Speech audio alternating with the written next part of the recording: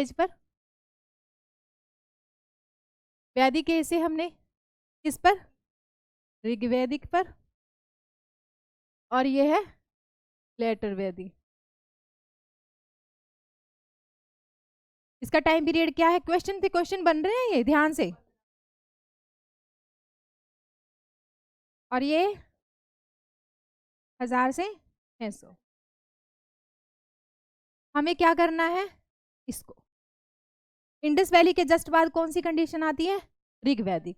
ऋग्वैदिक वैदिक एज आती है, वैदिक एज में कौन सा पार्ट, ऋग्वैदिक। ऋग्वैदिक में हम कहते हैं कि आर्य आए। और ये बात कहाँ लिखी है, ऋग्वेद में लिखी है। अच्छा, ऋग्वेद कह रहा है आर्य आए, तो हम कैसे मान ले कि आर्य आए, कहीं ना कहीं और भी तो बात लिखी होनी चाहिए, कैसे इंटरलेट करेंगे। तो हम देखते हैं, हमें सेंट्रल एशिया में 2 अभिलेख मिलते हैं, बॉक्सगोई और कसाइट अभिलेख। हमें बॉक्सगोई मिला, ये 1400 ईसा का, और हमें कसाइट मिला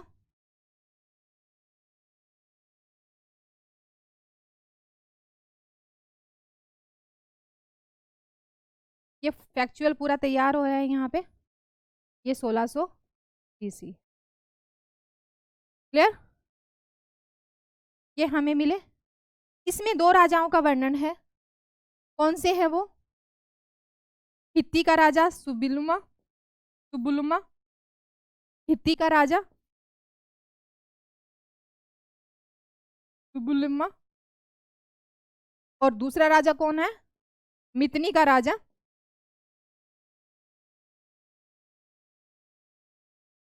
मतियुमा। इन दोनों राजाओं के बीच में संधि हुई।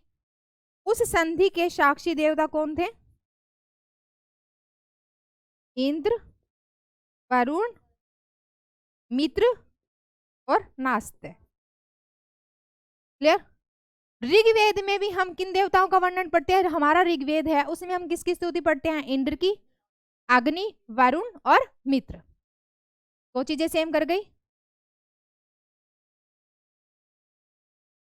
इंद्र, अग्नि, वरुण और मित्र। तीसरी बात क्या आती है, ये कहता है कसाइट अभिलेख, कहते हैं मितनी के राजा ने कहा है, कसाइट अभिलेख में लिखा है कि ईरान से आर्यों की शाखा भारत में गई, इसमें ये लिखा है। ठीक है, ईरान से आर्य भारत आए, ये बात इसमें लिखी है। एक तो हमने कहा ऋग्वेद, ऋग्वेद तो अब हमारा पार्ट है, हम उसको एलोबरेट करके पढ़ेंगे। हमने आर्कियोलॉजिकल सेक्शन में देखा बॉक्सगोई अभिलेख और कसाइट अभिलेख, 2 चीजें क्लियर हो गई। हमारी ऋग्वेद की भाषा कौन सी है, संस्कृत। और संस्कृत ऋग्वेद की भाषा, भारोपीय भाषा, ईरान की जिंद अवेस्ता भाषा जो है, ईरान का जिंद अवेस्ता ग्रंथ जो है उससे मिलती है। कौन सी भाषा हुई उनकी भी, संस्कृत। और हम कहते हैं भारोपीय भाषा, कि भारोपीय भाषा के आधार पर भी साक्ष्य है कि हम मध्य एशिया से, ईरान से बिलोंग करते थे, जो आर्य हैं वो। तो एक है ये साक्ष्य कहते हैं आर्कियोलॉजिकल साक्ष्य, दूसरा भाषा के आधार पर हम कौन से परिवार से संबंधित है, भारोपीय परिवार से, और तीसरा ऋग्वेद में जो लैंग्वेज है वो ईरान के जिंद अवेस्ता ग्रंथ से मैच खाती है। क्लियर। हमने लिटरेचर के आधार पर देखा कि हम कहाँ से मैच खा रही है, और हमें आर्कियोलॉजिकल के आधार पर भी हमने देखा कि कहाँ से मैच हो रहा है। 2 चीजें क्लियर, कोई प्रॉब्लम। ये एज इट इज क्वेश्चन है, ये यहां से लेकर के ये कौन से राजा ने कहा, कौन से राजा के बीच में संधि, कौन से देवताओं का वर्णन है, ये यूं का यूं ही आता है। ऋग्वेद में किसका वर्णन है, ऋग्वेद की लैंग्वेज क्या है, और हम कौन से भाषा परिवार से हैं, ये सारे क्वेश्चंस है। अब हम जाते हैं, हम ऋग्वेद को आगे बढ़ाएंगे, क्योंकि अभी हमने ऋग्वेद की मैचिंग करके देखी है कि क्या जहां से आर्यों के आने का संकेत मिलता है वहां पे है या नहीं है, हमें साक्ष्य मिला।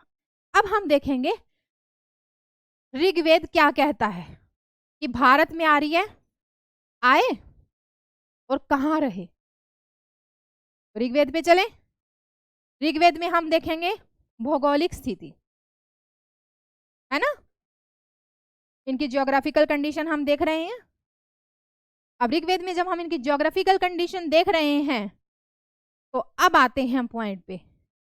ऋग्वेद में लिखा है कि अफगानिस्तान की 4 रिवर्स का वर्णन है, 4 नदियों का वर्णन है।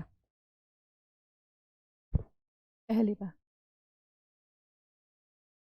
4 नदियां हैं, कुब्भा, कुरमु, कोमल और सुवात। मैटर में है, सब है। 4 अफगानिस्तान की नदियों का वर्णन ऋग्वेद में है, और ऋग्वेद में सप्त सिंधु 7 नदियों का क्षेत्र में 7 नदियों का वर्णन है, और ये 7 नदियां कौन से क्षेत्र में हैं, पंजाब। और ऋग्वेद में लिखा भी है कि सबसे पहले आर्य कहाँ पे आए, अफगानिस्तान और पंजाब में। और ऋग्वेद में आर्यों के आने का संकेत, उनके भौगोलिक विस्तार का संकेत हमें कहाँ से मिलता है, ऋग्वेद में लिखी नदियों से। क्योंकि ऋग्वेद में अगर नदियों के नाम लिखे हैं और हम कहते हैं कि आर्यों ने लिखा है, ये ऋषियों ने लिखा है, तो लिखी हुई चीज के आधार पर हम एक मैच करते हैं कि ये यहां तक थे। मैक्स मूलर भी क्या कहता है, मैक्स मूलर भी कहता है कि ये अफगानिस्तान से आए। आर्यों की पहली शाखा कहाँ आई, अफगानिस्तान में। ये कौन सा क्षेत्र है, पंजाब। 1947 से पहले पंजाब पूरा कौन सा क्षेत्र था, पाकिस्तान में कहलाता था। हम इसको पंजाब, पश्चिमी पंजाब और पूर्वी पंजाब बोलते थे। तो ये जो पंजाब का क्षेत्र है, इसी में तो 7 नदियां आ रही है ना, ठीक है। तो सबसे पहले कहाँ आए, यहाँ पर। ये जो हम बातें करें एज इट इज क्वेश्चन भी बनेगा। जैसे कल हमने टेम्बल देखी थी और आपके सामने वो चीजें आई थी। सबसे पहले आर्य आए, वैदिक एज, जब ऋग्वैदिक एज हम पढ़ते हैं तो उसमें आर्य कब आ रहे हैं, अफगानिस्तान में और पंजाब में। नदियों के साक्ष्य हमें मिलते हैं।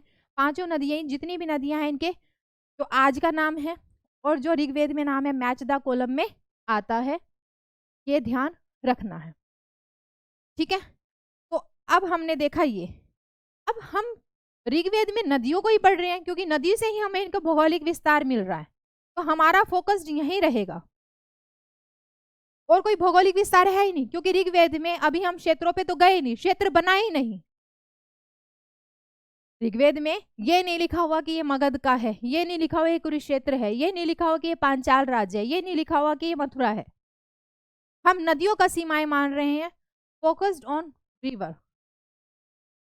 ऋग्वेद मतलब वैदिक संहिताएं, वैदिक संहिताएं ने ऋग्वेद और दूसरा वेद और ऋग्वेद के ऊपर लिखी हुई संहिताओं में टोटल रिवर हमें कितनी मिलती हैं, 33। ऋग्वेद में कितनी मिलती है, 25। और ऋग्वेद के नदी सूक्त में जो नदियों के ऊपर चैप्टर है उसमें हमें कितनी मिलती है, 21। तीनों में डिफरेंस ध्यान रहे। क्वेश्चन बहुत बार यूपीएससी में आ चुका है। यूपीएससी जो आपसे क्वेश्चन पूछता है वो कैसे पूछेगा, आर्यों से संबंधित कथन सत्य है या नहीं। ऋग्वेद अफगानिस्तान पंजाब में आए, ऋग्वेद में वैदिक संहिताओं में 25 नदियों का वर्णन है, हमने कितना किया है, 33। नदी सूक्त में 33 का वर्णन है, क्रॉस ले रहेगा, ठीक है। आर्यों की पश्चिमी सीमा अफगानिस्तान थी, उत्तरी सीमा कश्मीर थी, और दक्षिणी सीमा राजस्थान का उत्तरी क्षेत्र या दक्षिणी क्षेत्र? ठीक है, तो राजस्थान का उत्तरी क्षेत्र उनकी दक्षिणी सीमा थी। तो जो वर्ड लिखे हैं फोकस उस पे रहे। ठीक है, उसके बाद आता है ये इनकी पूर्वी सीमा कौन है? गंगा का क्षेत्र, लेकिन गंगा से पहले का क्षेत्र, गंगा के आखिरी का क्षेत्र नहीं, गंगा के पश्चिमी क्षेत्र। ये गंगा का पूर्वी क्षेत्र है, ये गंगा का पश्चिमी क्षेत्र है। तो इनकी पूर्वी सीमा गंगा का पश्चिमी क्षेत्र, क्योंकि अभी तो ये यहां पर आए ही नहीं दोआब में। क्लियर? हमने भौगोलिक विस्तार देख लिया। बार बार नदियों पे बात हो रही है। अब हम कैसे माने कि ये किस नदी को पूजते थे, कौन सी नदी का क्या इंपॉर्टेंस था, हमने कैसे पता किया? वो सिंधु, ये मोस्ट इंपॉर्टेंट क्वेश्चन है। सिंधु इनकी सबसे महत्वपूर्ण नदी है जिसका नाम बार बार आया है। महत्वपूर्ण, महत्वपूर्ण। सरस्वती इनकी सबसे पवित्र नदी है।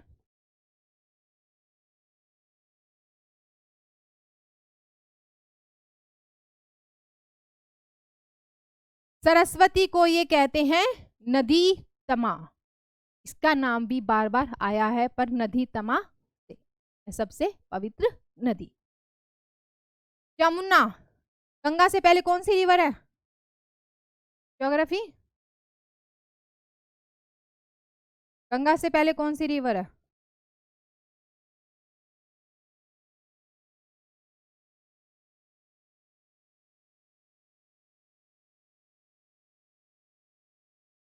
गंगा का पश्चिमी, गंगा तो शुरू ही नहीं हुई अभी, इसलिए यमुना, तो गंगा को टिक नहीं करना। सबसे महत्वपूर्ण नदी सिंधु है, सबसे पवित्र नदी सरस्वती है, इसको नदी तमा बोला है। सबसे इनकी यमुना का इंपॉर्टेंस उस टाइम में गंगा से ज्यादा था, क्योंकि गंगा तो इनके क्षेत्र में ही नहीं थी, इसलिए गंगा लेटर वैदिक पीरियड में आएगी, क्योंकि ये कौन सा क्षेत्र आ जाएगा? दोआब का। क्लियर? अब आती है बात जो 5 नदियां हैं, घग्गर, दृश्यवती, अभी उसी पे ही आ रही है। सतलुज को क्या कहते हैं? शत्रुद्री। रावी को क्या कहते हैं? परुषणी। व्यास को क्या कहते हैं? विपासा। ठीक है, और चिनाव को अस्किनी, और सिंधु को सिंधु। ठीक है, अब यहां बात क्या आती है? रावी की। रावी नदी परिणता थी, परिगणिता थी, यानी कि रावी नदी सिंधु के टाइम में नहीं थी, मतलब इंडस वैली के टाइम, सॉरी, इंडस वैली के टाइम में थी, लेकिन वैदिक लिटरेचर में उसकी जगह मरुद्वदा नाम की नदी का नाम लिखा है। ये उन्होंने लिखा, अपने मन से लिख दिया, तो ये ध्यान रखना है। रावी नहीं, सॉरी, व्यास, व्यास नदी नहीं थी, उसकी जगह मरुद्वदा नदी का नाम है। ये क्या क्लियर रहेगा? क्लियर रहेगा? ठीक है, अब आता है, ये ध्यान रहे, चारों पांचों नदी बोलेगा, और वैदिक साहित्य में कौन सी नदी नहीं थी जो कि सप्त सिंधुओं में आती है? कौन सी नदी नहीं थी? ठीक है, हमने नदी को कंप्लीट कर लिया, हमने नदी से सीमा देख ली, सीमा में हमने देखा कहाँ तक है, ये यमुना तक है। ठीक है, कौन सा क्षेत्र कहलाएगा ये?